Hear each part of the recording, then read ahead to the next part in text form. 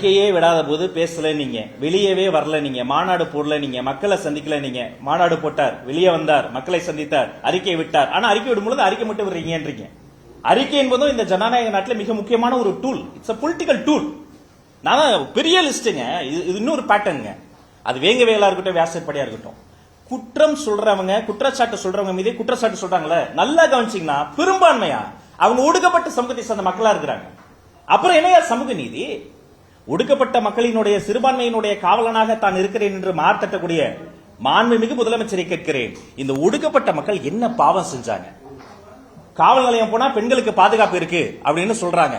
காவல் நிலையத்துக்கு வரக்கூடிய பெண்களுக்கு, கம்ப்ளைண்ட் தர வரக்கூடிய பெண்களுக்கு காவல் நிலையத்தில் பாதுகாப்பு இல்லை என்று இந்தி கூட்டணியில் இருக்கக்கூடிய கம்யூனிஸ்ட் கட்சியினுடைய மாதர் சங்கம் பேரணி நடத்துது. அந்த பேரணிக்கு முதல்ல அனுமதி தரல அவர். எனவே இது முழுக்க முழுக்க இதில் அரசியல் செய்வது திமுக தான். இதில் உண்மையிலேயே அரசியலுக்கு அப்பாற்பட்டு இது மக்கள் போராட்டத்திற்கும் அந்த மாணவிக்கும் கிடைத்த வெற்றி.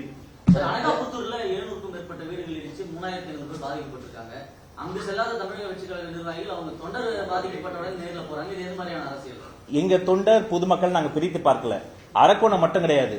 இங்க தர்மபுரியில இருக்கக்கூடிய ஒரு பகுதியில முறைப்படி அனுமதி வாங்கி விஏஓ, எஸ்பி, அங்க இருக்கக்கூடிய ஆர்ஓ எல்லார்கிட்டையும் முறைப்படி அனுமதி வாங்கி ஒரு கொடி கம்பத்தை திறக்க போற சூழ்நிலையில் லோக்கல் போலீஸ் வந்து திறக்க கூடாதுன்னு அடிக்கிறாங்க.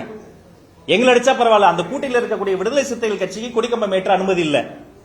அப்ப இது முழுக்க முழுக்க ஒரு இடம் மட்டும் கிடையாது, திக்கெட்டும் திசையட்டும் முற்றுமுழுதாக நிர்வாக சீர்கேடாக மாறிவிட்ட ஒரு தமிழகத்தை நாம் பார்த்துக் கொண்டிருக்கிறோம். இன்னும் கொஞ்ச நாட்களில் தமிழக மக்கள் 2026 இந்த திமிர் பிடித்த, ஆணவத்தில் இருக்கிற, சாதி வெறி பிடித்த, பெண்களுக்கு பாதுகாப்பை உறுதிப்படுத்தாத, இந்த ஒடுக்கப்பட்ட மக்களுக்கு அவர்களுக்கான பாதுகாப்பை உறுதிப்படுத்தாத இவர்களுக்கான ஒரு பாடத்தை கற்றுக் கொடுக்கும். நீங்க அந்த வீடுகளை இடிக்கிறீங்களே, ஏங்க இருக்கக்கூடிய அடுக்குமாடி கட்டிடம் காசா கிராண்ட போய் இடிப்பார்? அவரு மாட்டாரு.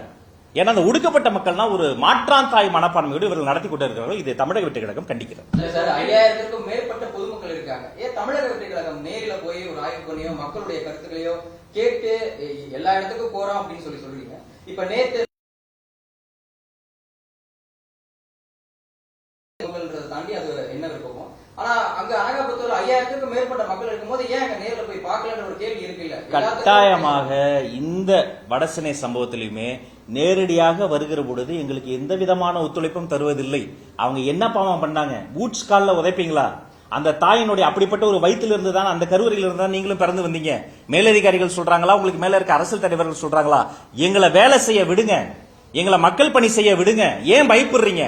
இந்த ஆளுங்கட்சியினுடைய அச்சத்தின் வெளிப்பாடாக எங்கு போனாலும் ஒரு நெருக்கடி தந்து கொண்டே இருக்கிறார்கள்.